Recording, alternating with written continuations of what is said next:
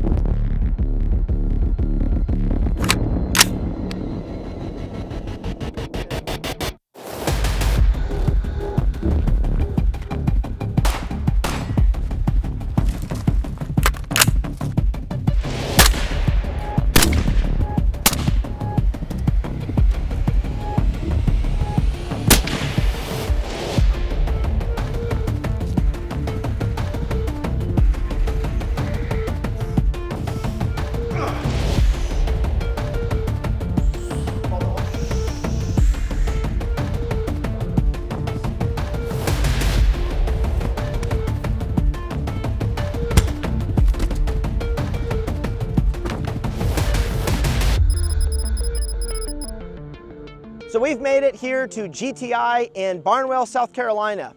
Now, in the process of evaluating the DD5V4 rifle and 6.5 Creedmoor, I thought, hey, it'd be pretty cool to take it to somewhere in its natural habitat and actually see what the rifle's doing. Instead of just shooting it on our range, on our set targets and having no wind, let's actually go somewhere that's a little different, and we definitely have a little bit of wind right now. So I'm here at the Tactical Games Sniper Challenge, teamed up with Nick Thayer, the CEO of Tactical Games, and we are going to be shooting through all the stages and doing the 4-mile ruck, running the rifle and seeing how it's doing. He's shooting a 5.56 gun, I'm shooting the 6.5 Creedmoor as the primary shooter, and we're going to be running through the match and seeing how we do, and I get to see how the gun is doing.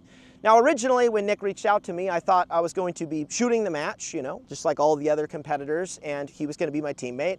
Our score obviously can't count because he's putting on the event, and that would be unethical if our score counted towards everyone else's.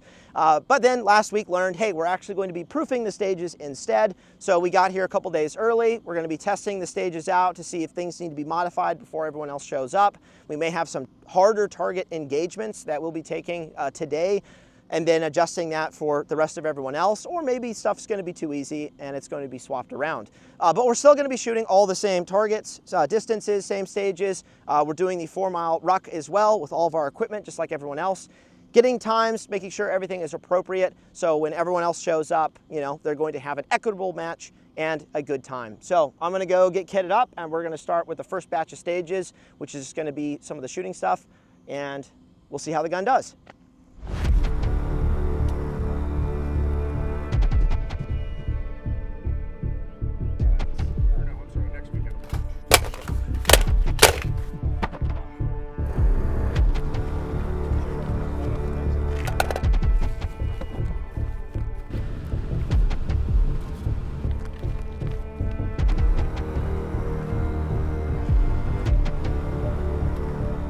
Competitors will begin by firing at the 18-inch square start plate located in the center of the shooting area. Once successfully engaged, competitors will earn one additional shot at any other target in their respective area. Penalties are 20 seconds for a miss and 30 seconds for an FTE. I see that start.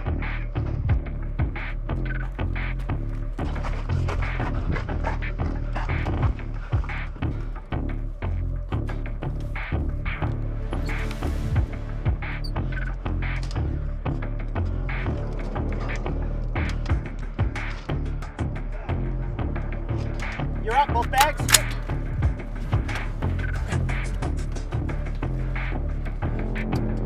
Are you set? Ready. Firing.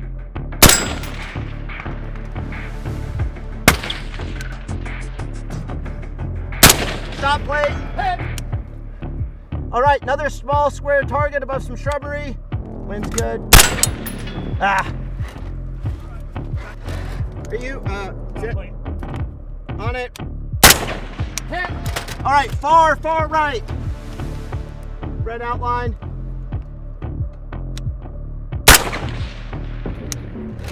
Stop plate. Is it just the wind? Yep. What's round count? 10. 10 per shooter? Oh, that's 10 per shooter. It's in the No makeups. and there's No two makeups. targets. Yeah. One for me and one for And are we engaging the same targets? We pick which size we want for a certain amount of points? So yeah, so primary will shoot at the 500 yard. Secondary is going to shoot at the 325. There are 3 targets out at that position. There's a BC, there's a 12-inch, and there's an 8-inch. like Yep. So you get to BC is choose. 1 point. Yep. 12 is a 2. Correct. 3. Yep. Depending on wind. they're gonna say. Pick which one. And you're going to call Which one? each. Yeah, before every shot, you're going to call which one you're shooting You at. can't accidentally hit the wrong one. Yeah. Yep.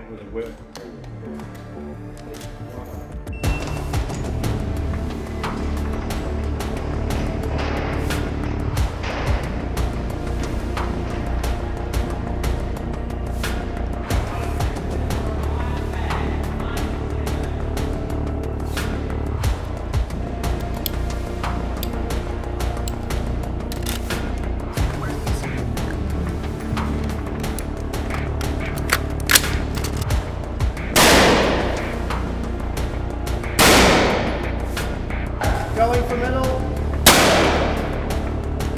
Going for BC. 1. Going for middle.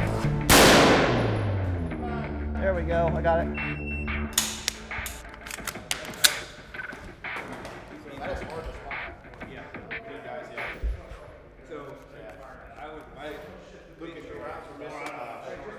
Low. Yes. Yeah, I noticed that coming back. Yeah. I can see your trace clear through. It was like, That's right. like I was ready to call hit, and it's at the end. Yep. Pretty flat from here, man. It's pretty flat round. It is, yeah. What's your muzzle velocity? 27. This is 26, 43. Nice. Yeah.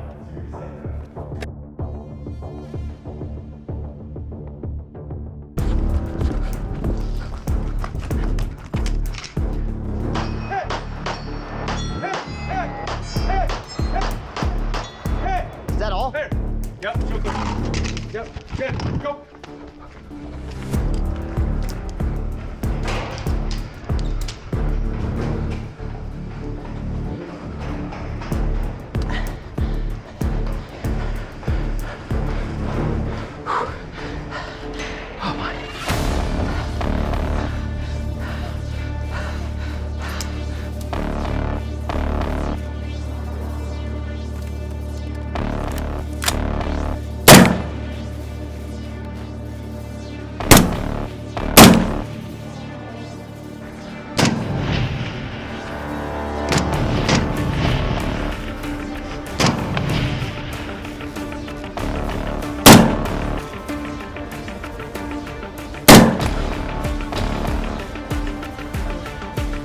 Plow right below it. Time? Yeah. I didn't. I'm sorry. I couldn't. No, no, speak you're like that. It's hard to tell what was going on. So.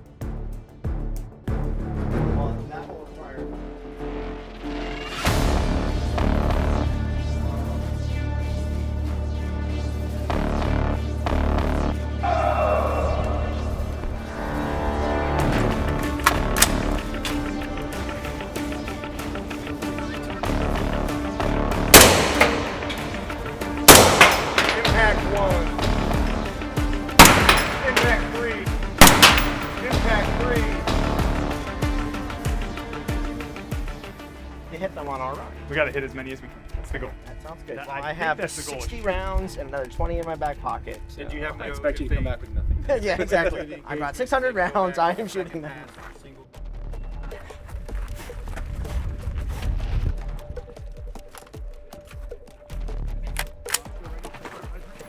Which one?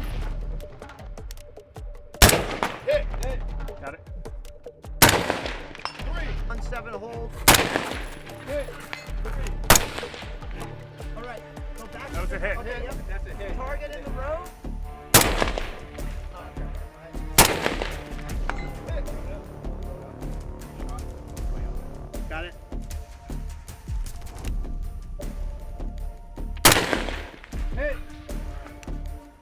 Got it. That is, no, y'all missed, you missed the.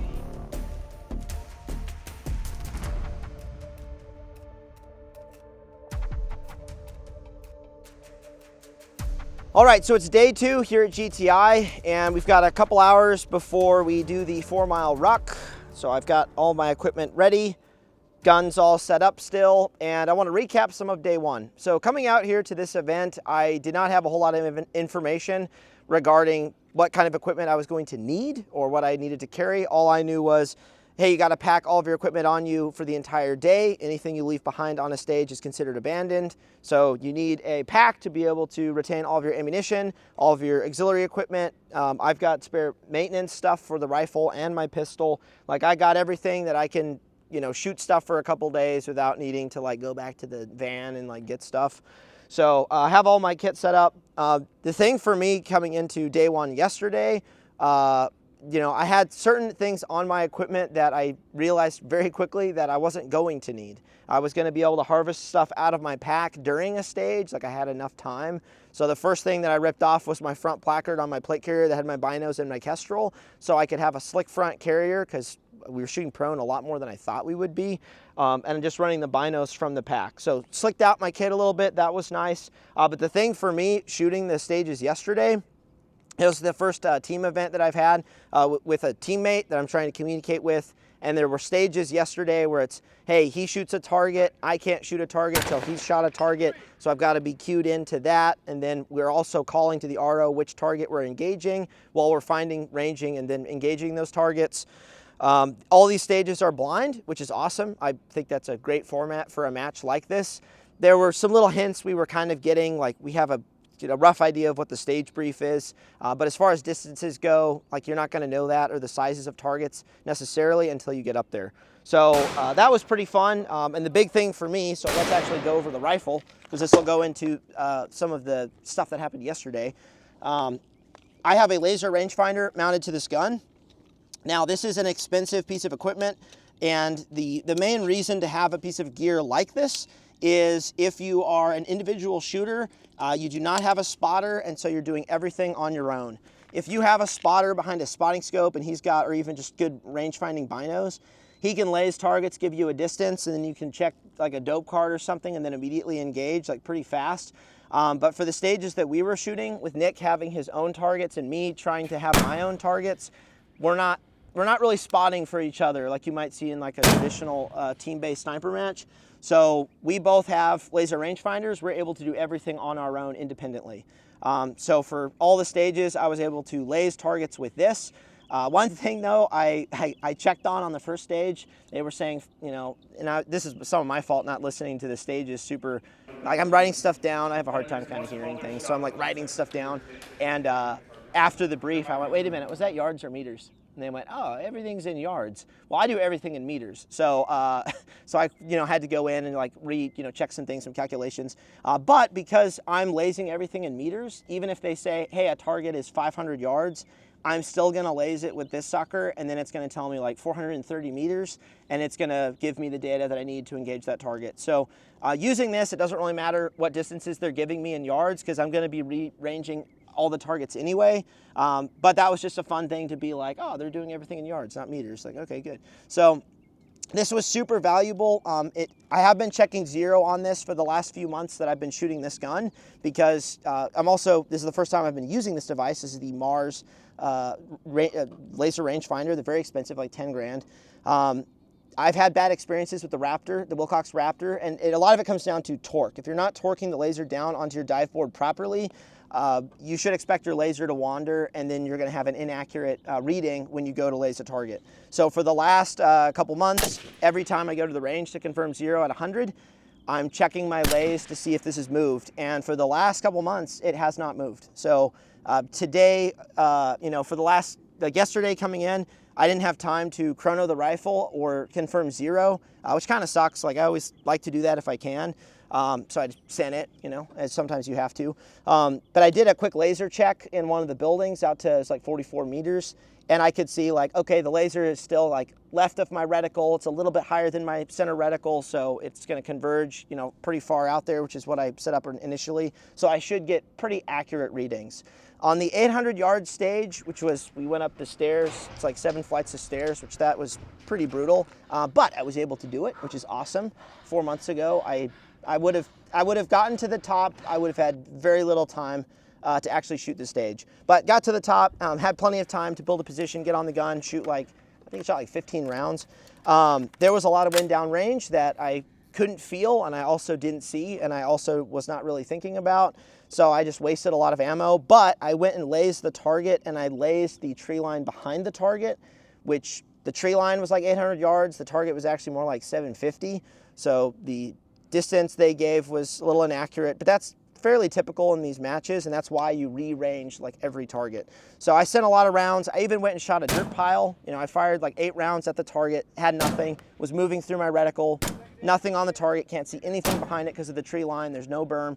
There was a patch of dirt in front of the target by about 100 meters. I shifted to that, fired, saw, wow, I'm like super left, came back to the target, fired, I think 2 or 3 rounds, and then we hit time.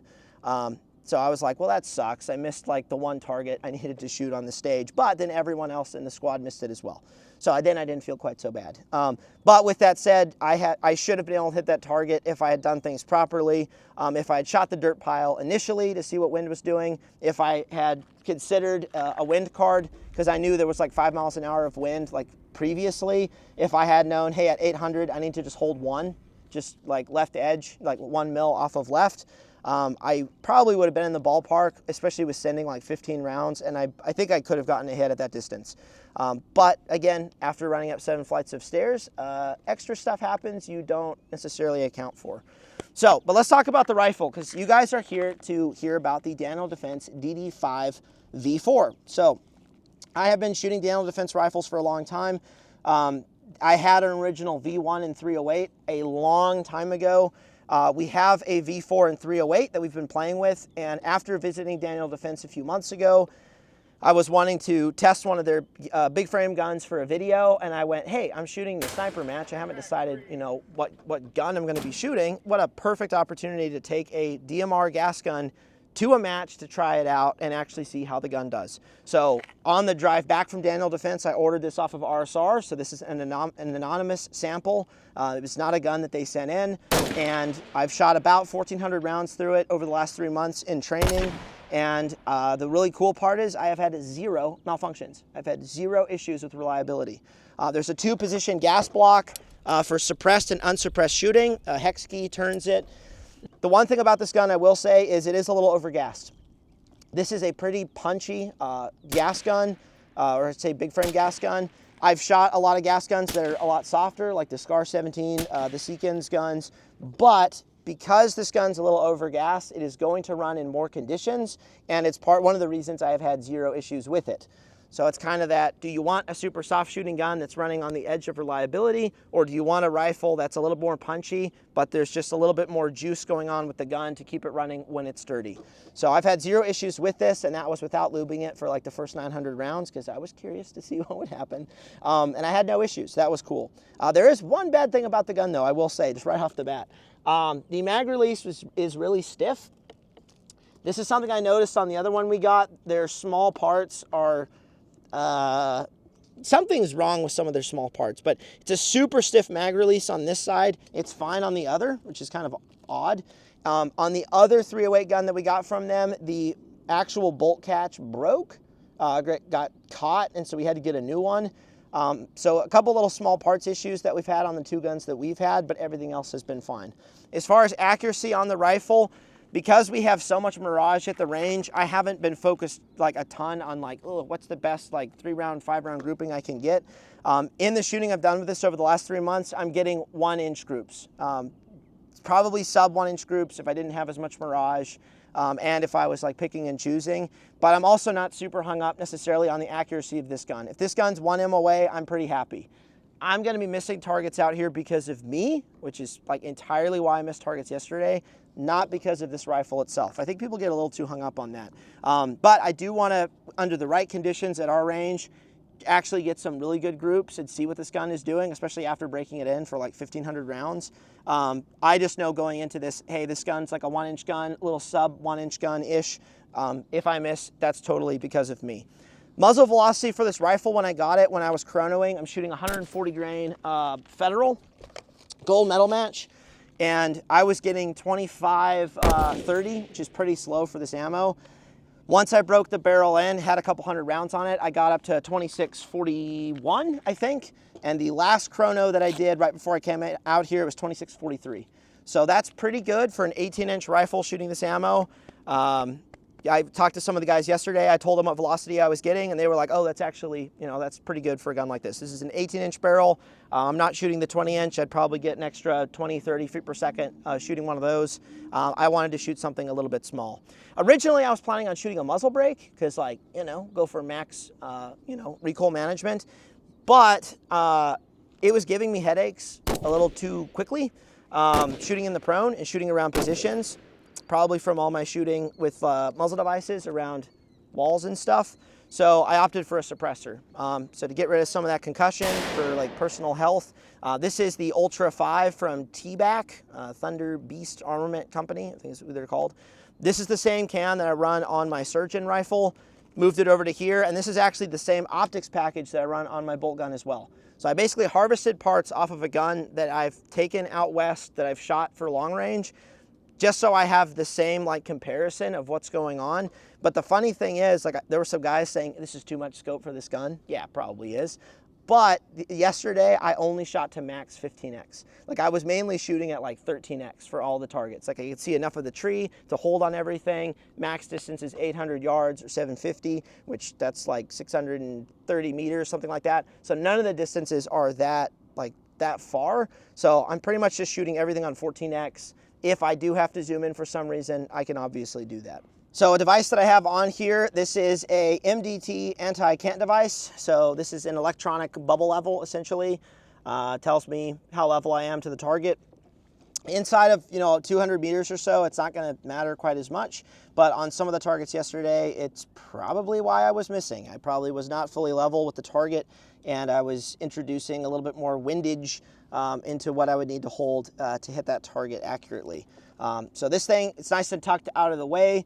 I have been practicing for the last few months on barricade drills at our range. Just set the gun, find the target, get into the scope, do a subconscious like visual check, am I level before firing? Because I'm not pulling my eyes out of the optic to look at this. I'm just relying on it's sort of a blurry green is what it should be, and then taking the shot. So this thing's super cool. They're kind of expensive, but boy, they're pretty rad. And if you're shooting at night with night vision, like, you can turn it super down, really dim, and still, you know, shoot accurately and be level.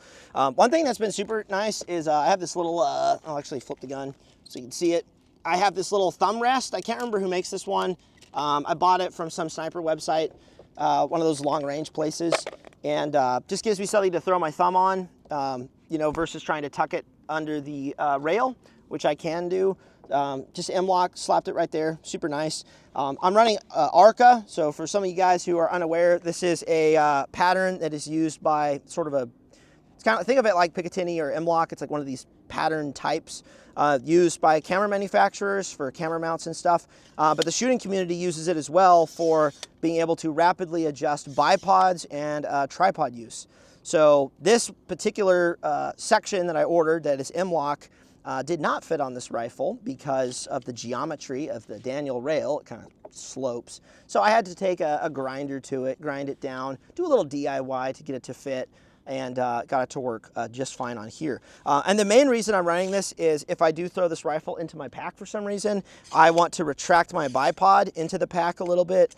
If I'm doing a high angle shot, I'm probably going to retract my bipod some. If I'm shooting in a stable position, I want to run it all the way out. And I still have ample room to set this into my tripod if I'm using my tripod, which I haven't even used it yet. I haven't needed to. So it's just super handy. The one thing about ARCA that kind of sucks is it's a weird width when it comes to offhanding the gun. It's just kind of awkward to grab onto. I'm not a huge fan of it. But on a gun like this, that's not really the use case. I'm shooting the rifle usually from barricaded positions. I'm not running and gunning with it like a DMR or a battle rifle. Probably the biggest issue, or one of the biggest issues with this particular rifle that Daniel sells is the furniture and the trigger. So they do not include a match trigger with the rifle. This is something that I talked about with them when I went to their facility. They just throw a mil-spec trigger in there, and then you guys pick whatever trigger that you want if you purchase a Daniel rifle. That is a strategy. I think it's a pretty good one because so many people have different opinions about what kinds of triggers they like, or they have loyalties to certain companies. I like shooting a single stage trigger on my precision guns. Not everyone likes to do that. So this is, I believe this is a Timney trigger. I actually pulled this out of our big box of triggers. I think this came out of a Seekins gun. It's a single stage. It's like a 4.5 pound break. Been shooting with that. It's worked very well. Threw that in here. I don't think it's that expensive. I think it's like $180. So there are some good precision triggers out there that you can get that are not insanely expensive. And then grip. So I really don't like Daniel Defense grips and stocks. Partly the rubber, it gets kind of weird when you get sweaty and nasty, and kind of the look. I just have never been down for it. And I was very upfront with them about that when I visited their facility and talked to them. So what I did instead is I threw an ergo grip on here. So you'll see a lot of precision guys running a grip like this, and part of the reason why is when you are shooting with your dominant hand on the side of the firearm like so, it's just a little bit larger to get your hand onto versus like a small little grip where you're now like over gripping onto the actual grip itself. So I put these on pretty much all my guns. It's a fairly inexpensive upgrade, so threw that on here. The stock, this is going to be what's kind of funny. So this is actually hilarious. This is a Magpul CTR stock that has 3 different upgrades on it. So imagine in Call of Duty you have a stock and then there's like a slot for all the places for the stock you can upgrade. It'd be kind of stupid, right? This is a LaRue riser. They've been making this for a very long time. It's just a cheek weld that can reciprocate out of the way for your charging handle. Especially useful on AR-10 rifles that have a longer length for the charging handle. I noticed early on with the stock butt pad the CTR comes with, it was pretty uncomfortable shooting with this gun with how much recoil this had. Although if you have good stock placement, you're not going to feel it. If you're in a weird position, the gun will definitely hit you. So this is the extended length of pull butt pad. It definitely helped. So bought that, threw that on, cool. This is a bag rider from, shoot, I can't remember the company. This just gives me a nice surface to position the stock into my bag. There's other ones out there that are a little bit longer, a little bit bigger. So this stock now does all the things I needed to after upgrading it, which is pretty funny. You might ask, well, why didn't you just put a PRS stock on here like everyone does? And yeah, the PRS stocks are cool. I have them on other guns. They're fun. However, if you want a gun that can be somewhat compact while you're transporting it, you're not going to get smaller than something like this. The PRS, you obviously can't do anything with it, but this stock, I can actually collapse it all the way. If I'm running it slung or running it on my back to go up a ladder, or I'm throwing it in my pack, I'm not like all the way out to here like I would be with a PRS. So this stock is, the other thing about the stock that I really like is being able to lock it in place to get rid of all that slop. So this stock is definitely doing all the things, and I like it very much. Charging handles, you will see, you know, it's moving very slightly out of the way so that I can still rack the gun, and it's not a problem. I have a Radiant SD charging handle. That's another thing that I swapped out. So I have the vented holes for the suppressor gas, and I get no gas to the face. With this rifle, with this ammunition, and that suppressor, I'm getting nothing to the face in the suppressed setting. It's actually very enjoyable to shoot as far as that goes. I wasn't sure if this gun would be really good at handling the gas, because that is like a thing, and then you shoot and you just get blasted. And a lot of people shooting precision aren't wearing iPro. I'm trying not to wear iPro as much as I can. It just can cloudy up the image a little too much. If I'm shooting steel up close, different story. But yeah, getting no gas to the face when you have no iPro is definitely a plus. So one thing I wasn't sure if I would need, but I had one with me because, you know, that's how you do things, was a sling. So I've got our T.REX sling right here. Very adequate for a gun like this as far as like the pad and what's going on with it. I had it with me. I didn't think I would need it. I figured I'd be like bagging the gun for a lot of these stages because I figured the foot movement would be a little bit longer. But then the first stage yesterday was going up a ladder. So tube ladder, you know, we're gonna hoist our pack up with a rope. And I immediately went, I want to have my rifle on me. I don't want it in the pack. I want to be able to get on top, start setting a position while my teammate pulls the packs up, or if I'm pulling the packs up, so he can start setting his position with his gun. So went into my pack, grabbed my sling out, and then I realized, oh cool, I totally forgot to put a QD slot on the actual rail itself. So instead what I did is just threaded it through M-LOK, which is honestly more reliable than relying on a QD cup. And then I QD the sling. This is a fun little Linus tech tip for you guys. On the opposite side of where I'm wearing the rifle, of where the rifle is facing. This just helps tug the stock and the entire gun into your body. So as I was going up the ladder, I snagged, I think, once, and that kind of slowed me down. I was having to kind of go slow going up because I was trying to think about like plate carrier, don't want to snag that, rifle, don't want to snag that, don't want to hit my Mars if I can help it. So you can't just like race up there necessarily because that's how you're going to get something snagged. But yeah, sling, super useful. Going to be using that probably a lot on the ruck today. Probably not going to bag the gun. Probably just going to carry it slung, which will be super nice because it'll take the weight from here and it'll put it in front of me and I'll be more balanced. So I'm glad I brought a sling. You should always have a sling, and it'll be useful today.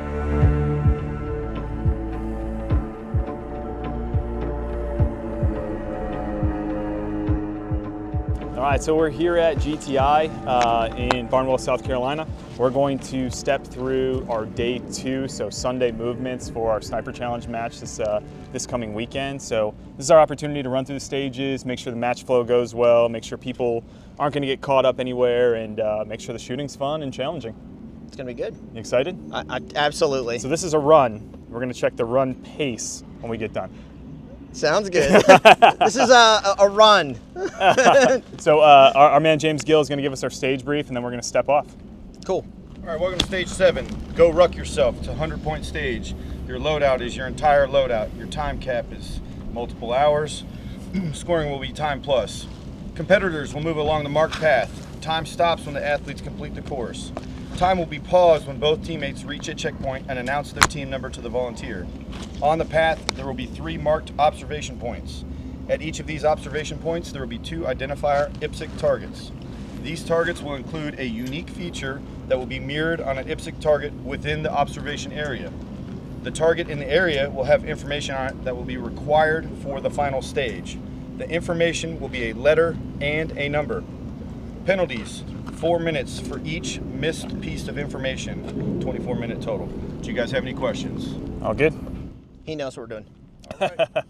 It's 1:30. Your time starts now.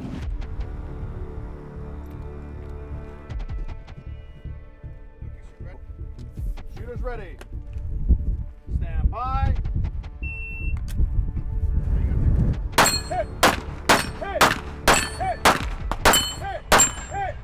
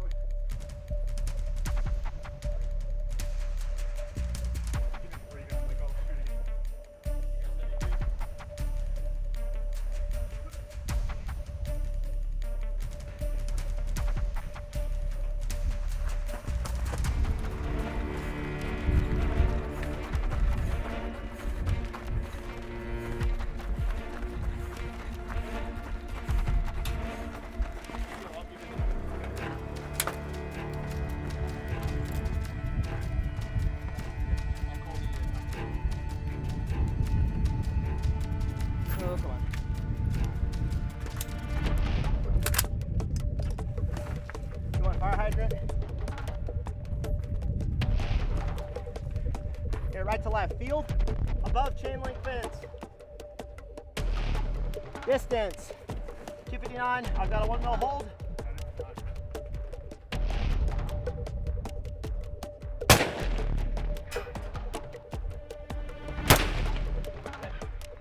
Do I hit it? Same target. 1. All right.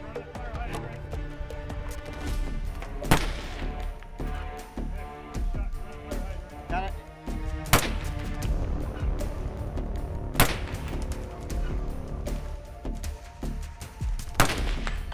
All right. Silver police vehicle. Next left of blue Connex. Distance 200 meters. Crap. 3, 1. All right, above blue Connex. Distance 224. My hold is 0.7. Is that it? 3. All right. White car, come close. White vehicle, far left. Got a target against the road. Distance 181. 3. All right, follow the road. Past the gate, you have a target in the middle of the road. Distance 262.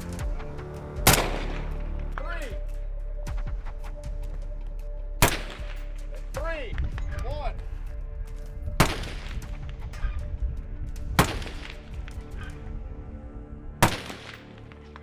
All right, center of the road. 1. Center of the road, right above the chain link gate.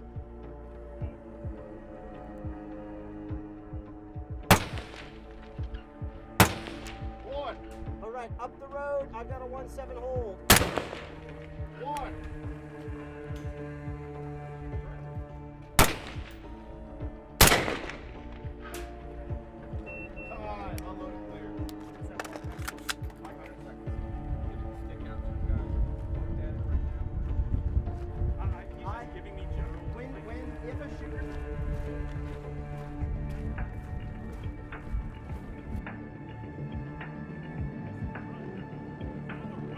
Feels a little disingenuous, not gonna lie.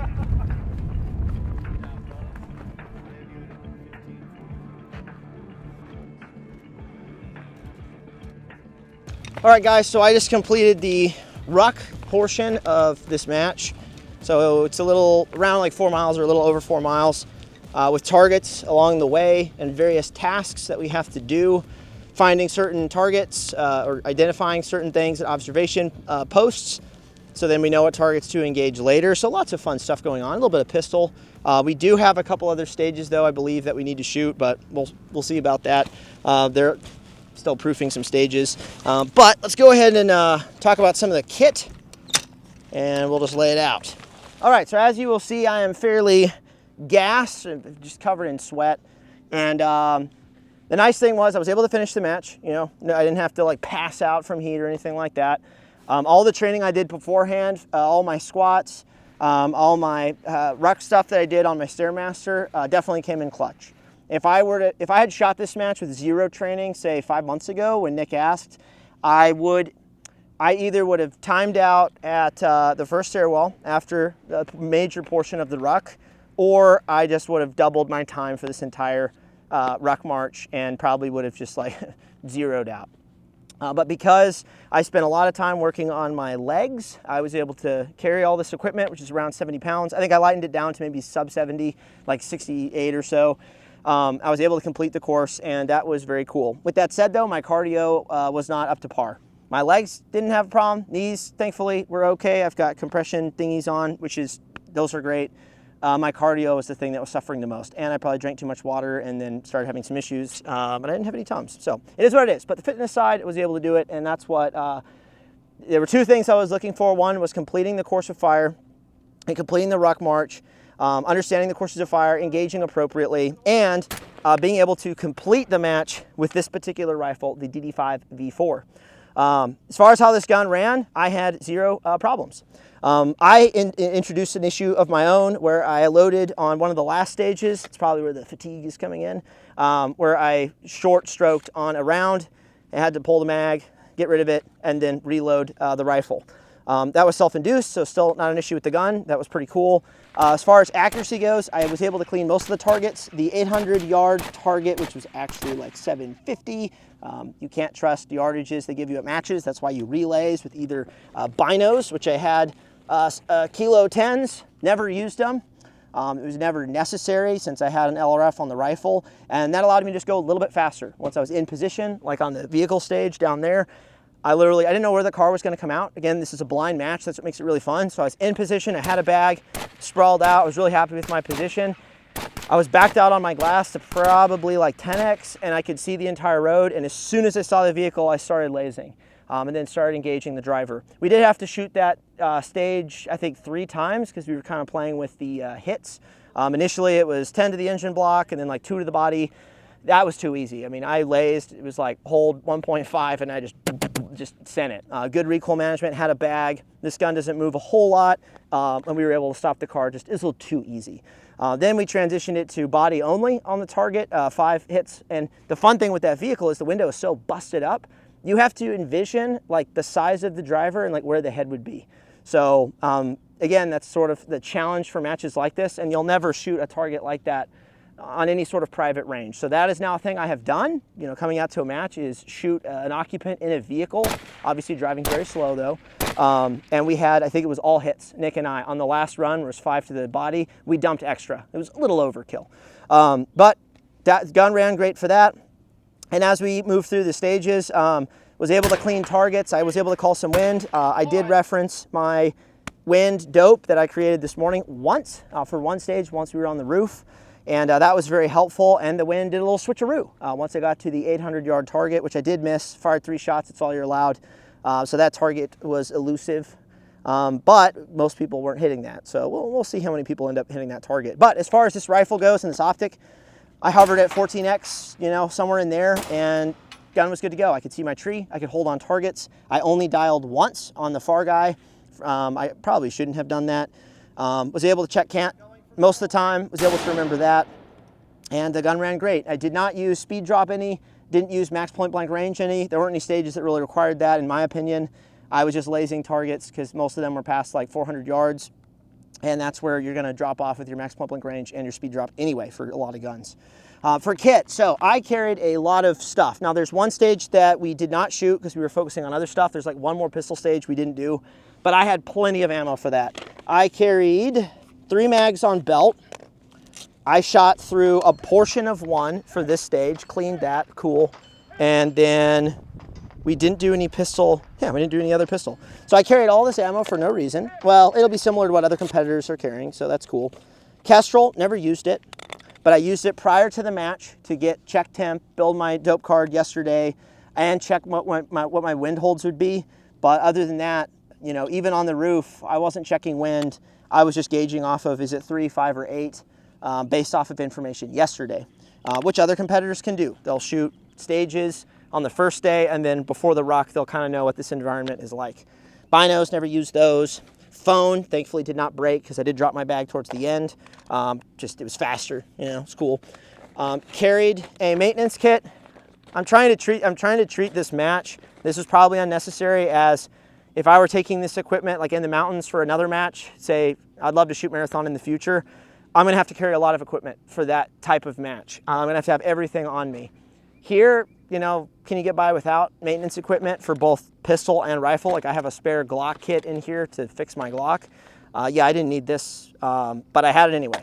So and something that's really cool I will say about Daniel, they have a service kit for this particular rifle. It's like 160 bucks or something that gives you all the parts for this rifle. So I bought that, got a Glock kit, put it in there, done. Plus I have something else. I can't remember what was in there. Oh, a spare charging handle in case this one didn't work. So I had a bunch of additional weight that frankly I didn't need. Clear iPro, didn't need it because for precision shooting, typically people are not running iPro. I know that upsets some folks. That's just how it is. I'm throwing glasses on for close pistol or if I have a close steel shot, but for precision shooting, most guys aren't running iPro. Put my empties in a different thing. Snacks, never ate them. It's probably good that I didn't. Headlamp, didn't use it, but I was told to have one. So again, extra weight I didn't need, that's fine. Bag with tools, bunch of stuff like tape, Allen keys for adjusting my gas if something happens on the gun, like I blow out the you know, something on there, and I've got to switch to unsuppressed, a cleaning kit, and a magneto fan, which I thought I might use, never did. Didn't have to use this. We weren't really running, requiring flags. Wouldn't have really changed anything if we had, because we were just trying to proof the stages. Threw my Ear Pro in there. Ammunition. I thought because of all the reshoots, I carried 100 rounds of 6.5 ammunition. With some of the reshoots we were doing as we were proofing the stages, I thought I might run out. But thankfully I did not. I had enough ammunition. I was fine. I had a spare Glock mag in the bag. This was my partial from the first stage. This box is empty. No, it's not. 3 rounds. Gloves, which I frankly didn't need. Hands were fine. Had those anyway. Tripod, only used for 1 shot on the first target here, actually. And I missed 3, hit 1. I would have had to offhand into those tiny triangles, which would have been very difficult. So this was the play. I didn't have time to set it up fully. That was fine. And I whiffed the shots because I was applying too much pressure onto the gun. And that was it. That's kind of the loadout for the match. Bag came in, was very essential for a couple of the positions. I had 7, you know, I've got a plate carrier that's 15 pounds, carried additional ammunition in that.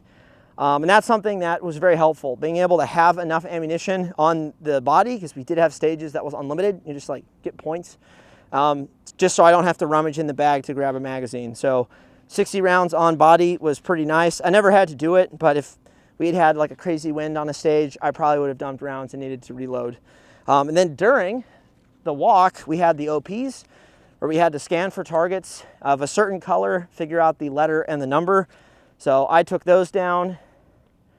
And on one stage, I acted as a human tripod for Nick to just check those while I write these. We don't both have to be on glass, and then get moving. So overall, there's more to talk about the gun probably, but I'm pretty happy with how it went.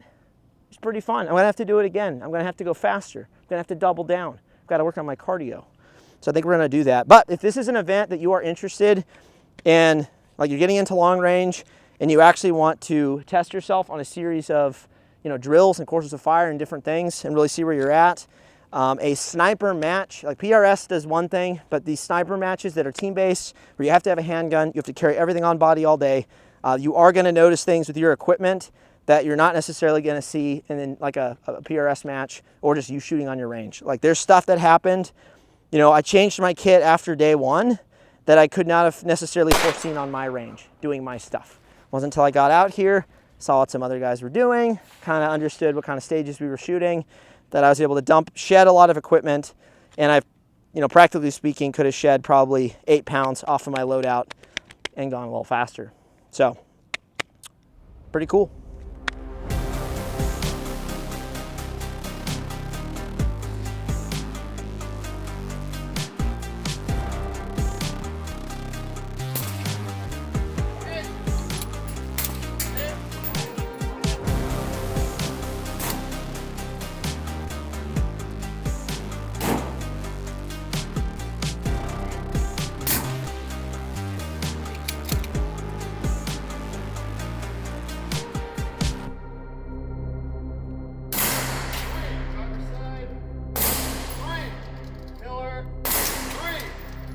Off the hood of the caddy. Oh, sorry, wrong one. 3. Okay, over the hood. 3. Out on the road. Send it. 1. All right, so we're day 1 of Tactical Game Sniper Challenge here at GTI. This is one of the reasons that we proof stages and why we have conversations afterwards. So after some input from Lucas and having a conversation last night, we realized there wasn't a lot of spotting, observing with your shooter. So we made some changes to the stage last night.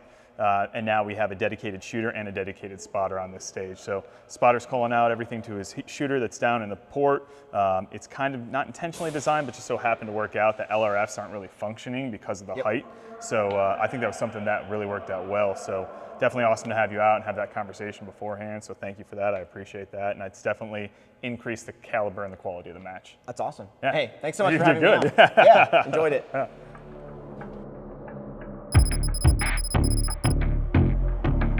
All right, so we're back in Tennessee and we're here in the armory. And one thing that I wanted to do after shooting the match was testing the gun in the most sterile environment that I can and just see what kind of accuracy I'm getting with the rifle after 1,600 rounds.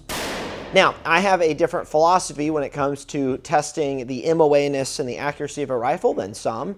And frankly, there's a lot of opinions out there as to how a gun should be accuracy tested. Do you do it at the beginning? Do you do it later on? Do you do it, you know, when the gun's dirty, when it's clean? So I'm going to tell you what I did, and then you all can decide if that is the kind of information you're looking for, or do you need to keep looking around on the internet for accuracy information on the DD5V4. So prior to going to the match, I shot the gun quite a lot. But right before I ended up going to the match itself, I did clean the barrel. I used a rod and patches and solvent, all that good stuff, and I cleaned the majority. It was not a spotless cleaning, but I did get the majority of the copper and gunk out of the gun. Confirmed 0 at my range. Gun's still good to go. I shot a pretty hasty group. It looked good using my Federal 140 grain ammo, a Sierra Match King ammo, and then went to the match, shot it. Everything worked out, and now we're back. Went to the range a couple times to shoot different groups with it. Did not clean it, so I'm testing the gun how it was when I shot the match, and I want to really see how accurate the gun is when it is a little fouled up, when it is, you know, right after I did just shoot it for a match, because that is the practical accuracy of the rifle. The best case to test this rifle when it comes to accuracy would have been probably at the 200 round mark, where I break the gun in and then I clean the barrel completely all over again, and then I shoot all these different ammos to see how the gun can do. Now, part of me doesn't really care about that. As long as the gun is shooting 1 MOA-ish, any misses that happen downrange are going to be because of me. So I don't really want to sit there all day on my stomach trying to group a gun with like 10 different ammos. That's just not my goal when I'm testing a lot of these guns. However, when I went to the range with this rifle, I wanted to test it in its practical state after having just shot a match with a barrel that's got a couple hundred rounds on it, all fouled up, and see how it does. So I started with the Federal ammunition that I took to the match, and I have 2 different lots. One was purchased a year ago, and I've been shooting it with my 6.5 gun. The other lot I just shot recently. They both ended up shooting about the same, which was good. But what was astounding was my 9-shot group. I took one out because I shanked it pretty hard. I was getting a 1.61 inch group, which is not amazing out of a rifle like this. I would like to have at least 1 or below. So I continued shooting groups because I was like, all right, was that me? And I even separated this on different days, and I was still getting 1.63. I think one of mine was like a 1.67. It was very consistent, but it was in that 1.6 to 1.7 range with my Federal ammunition. It was probably shooting like that at the match, so there are a couple of targets where it would have got me or it would have made it much harder. But for the most part, all the misses that I was having in the match was because of me, either not calling wind, not doing other things properly. I don't necessarily think it was the rifle and its inaccuracy. But on the target at 750 yards did not help, and specifically on the specific stage where there was a BC, a square, and then a circle, 3 points, 2 points, 1 point, I had a very hard time scoring any points on the middle target. Because it was small and probably right at the edge of what this rifle could actually do. So I ended up just shooting the torso target, collecting 1 point, and that was, you know, over and over, and that was kind of unfortunate. The next ammunition that I tested, I shot SIG 140 grain ammo. I will say I'm only shooting 140 grain through this gun for testing. I didn't go and buy every single type of grainage for 6.5 to shoot through this gun because I don't have time to do that. But just 140 grain, that's what we have here in the armory. The SIG was a 1.49 group for a 9-shot group. Took the worst because it was nasty, shanked it. It's pretty common for me, actually. But the Winchester, 140 grain, I got a .83. I had one shank, bad one, you know, completely separate from the group. It's really easy to tell. But I had a .83 group, so I probably should have taken Winchester ammo to the match. It was not something that I tested ahead of time. I just assumed the Federal would be good. But this gun seems to like Winchester, at least my specific gun. The Nosler was a 1.6, so very similar to my Federal. And then I shot a 5-shot group, and this is just kind of illustrates, you know, this is why I like 9, 10-shot or more groups. I shot a 5-shot group with the Federal 140, and I got a .61. So they all did land nice and close together. And I kind of stopped there and was like, well, that's interesting. I'm going to proceed with 10 shot groups and see what happens. And I just kept getting the 1.6 area. So that's the accuracy of this rifle in its used practical state, at least my specific rifle. I will say on the 308 that we have, we're doing 10 shot groups with that with, again, I think it's the Winchester 175, and we're getting 1-inch groups with that. So if you purchase this rifle, you should expect a 1-inch group at least, and you're just going to have to test different ammo to figure out which ammunition is going to do that for you. I'm confident that this rifle can do that once you find the right ammo, and provided you're doing all the fundamentals properly and actually able to shoot good groups. And on those days, as another point, I was going after work. I didn't want any mirage. I was trying to eliminate as many variables as possible so that I could have the cleanest image possible. I was shooting it on like 14x, 12x, something like that, setting parallax prone with this bipod, with a bag.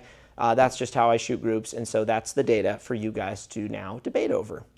Now, like I stated before, during this entire time, I haven't had a single malfunction with this rifle. Now, I know that sounds like horseradish, because typically when you hear people say that, it's like, no, come on, dude, at least you probably had something in the 50,000 rounds you're claiming that your TARS has shot. But in this case, with this rifle being overgassed, I haven't had any problems besides a self-induced issue during the match where I was not pulling the charging handle further enough. And then when I was shooting groups with this last week, I did have a blown primer shooting the nozzler ammunition. So I had to clear that out, pop the round out. I found the giant primer up in the breech.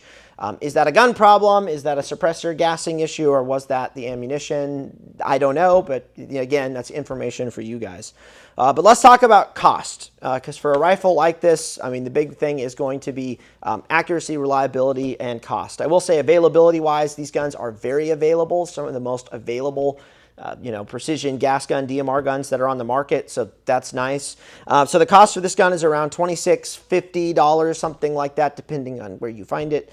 So it's priced kind of in there with a lot of the other sort of precision gas guns out there. The downside to this gun, like I mentioned before, is what it comes with. You get a muzzle device that's nothing to write home about. You get a trigger that's a regular 5.5 pound M4 AR trigger that's not the best, because they intend for you to swap out to a more matched trigger of your choosing. The furniture, I'm not a big fan of Daniel Defense furniture. I'm not. It's the feel, the rubber, the look, the everything. I told them that when I was at their building. I told them that many times, actually. But not a huge fan of the furniture, and I do like this furniture right here for basically all of my precision gas guns. Fat ergo grip for the sniper grip. It just fills the hand a little bit better. The reciprocating LaRue riser that can go onto the CTR stock, $60 for the riser, about $65 for the stock. Once I added all this together and did the math, the gun went from $2,600 up to $3,233. So that's with the stock upgrade, the ergo, this aftermarket trigger, the original muzzle brake I originally bought, although in this case I'm not using, so apply this suppressor, it's like $1,000, something like that. And you're up in the $3,200 sort of category and range once you start dropping upgrades on this gun, including an ARCA rail on the bottom. And that's not even counting an anti-cant device, the scope, the mount, if you're running an LRF like the Vortex or this one, an MDT bipod, which those go for $500 to like $1,000. There's just a lot of extra expenses here, and so this rifle, it's going to run you around $3,000 once you add some much needed upgrades. So this rifle should be compared to other options on the market, probably in the $3,000 range. The Seekins SP10 is around $2,800. It comes with a match trigger already. It comes with some nice furniture. I have a couple Seekins guns. I will say though, I'm about 95% sure this is more reliable. I have had more gassing issues with those Seekins guns than with this rifle right here. So that's kind of where, the Seekins guns, I have been getting better precision out of those, but this gun is more reliable. So it's like, which, what are you going to prioritize? If I were buying this gun as a DMR, I just want a super robust, reliable DMR. It doesn't have to be the most accurate gun ever. 18-inch profile is probably what I would go with. I would use this gun. I think this gun is an excellent option in that role. If I want a super precision gas gun that I want to shoot out to a mile, it is not going to be this gun.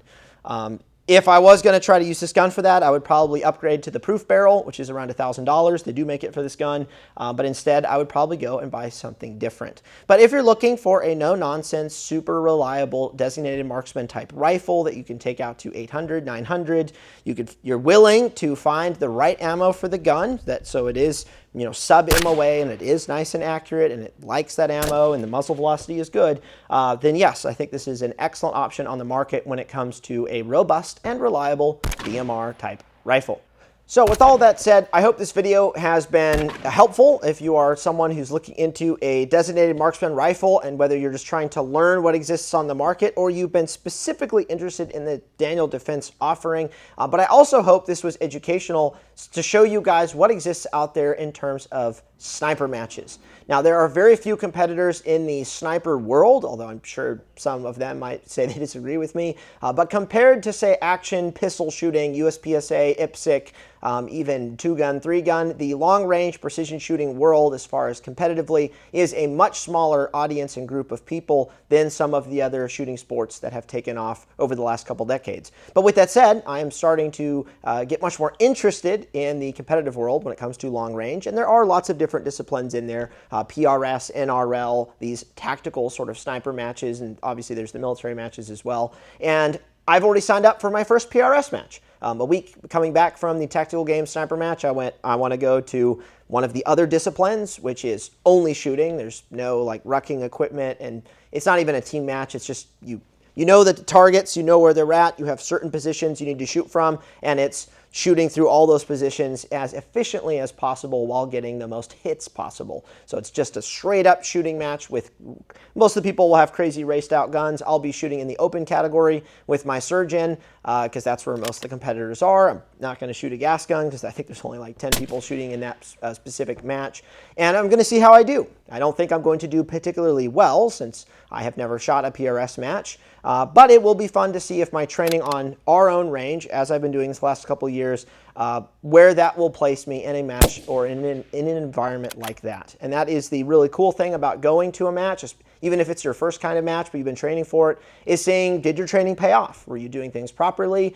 Did the match meet your expectations, or are you just completely blown away and there were things you never accounted for? There were a number of things I learned from the Tactical Games Sniper Challenge, and I am going to be adding those into what I need to practice on our own range, and I can add those sort of to my log, and I can start working on those. So if you're someone who wants to train, but you don't necessarily have a purpose for a thing to train for, the really cool thing is if you do find a match out there that you want to train for, even if it's your first, you can do research into that, and then that can actually give you some purpose to train for. It gives you a target. So for me, having the Tactical Game Sniper Challenge, I had fitness goals and fitness things I needed to do. I had specific equipment that I needed to figure out, and what I should take and what I should not forget. Specific shooting related stuff I needed to figure out with this rifle. So for 3 months with all this equipment and a little bit more for that for my fitness, I had a very specific thing I could focus on rather than just going to the range and kind of like, oh, I'm just kind of like shooting whatever I feel like because I need to or want to, or in my case for my job. So I am looking for other events that I can put on the calendar, specific types of events, so that I can have something specific to train for, whether it's a mud run that I also have coming up, so for a fitness goal, and this PRS match for a goal. So I need to build out a specific gun, shoot with that for about a month or so, and then go to the match and see how I do. So if you're someone who feels kind of aimless in the training cycle of running pistol, carbine, a precision gun, whatever it happens to be, look into the various sports, the various shooting sports, tactical games. There's all kinds of stuff out there, and if it's your first time to compete, cool. You're probably not going to win. As long as you can go there, have fun, learn, not get DQ'd, you'll have a great time. So I really enjoyed going out there, and I want to just publicly thank Nick for inviting me out and letting me squad with him. And I also want to give a shout out to Sean Murphy.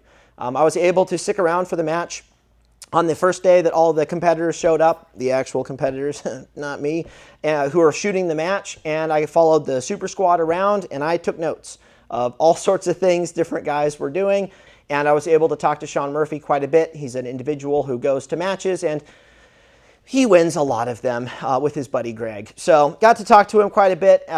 He answered a lot of my questions that I had as far as like mindset goes for going into matches like this, blind matches, you know, tactical type sniper matches. And he was able to answer a lot of those questions and just be super open with me on stuff, which I thought was really cool, especially since he was in the middle of competing for that actual event. So with all that said, guys, I appreciate you guys watching this, and I hope this was helpful, and we will continue to bring you all information on precision guns, designated marksman rifles, and other long-range equipment.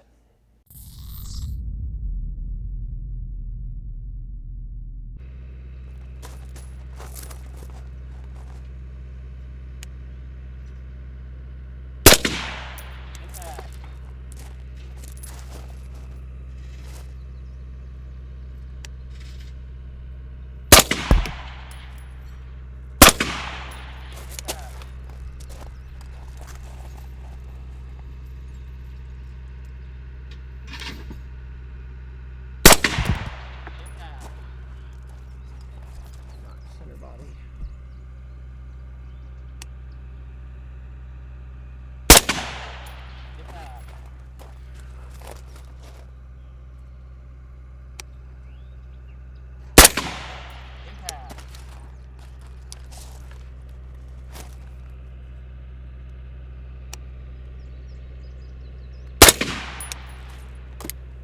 That was not an impact? Nope. Oh my gosh, I thought it was.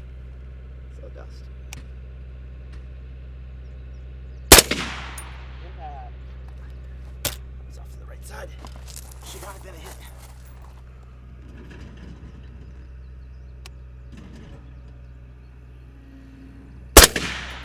Impact. Is it center?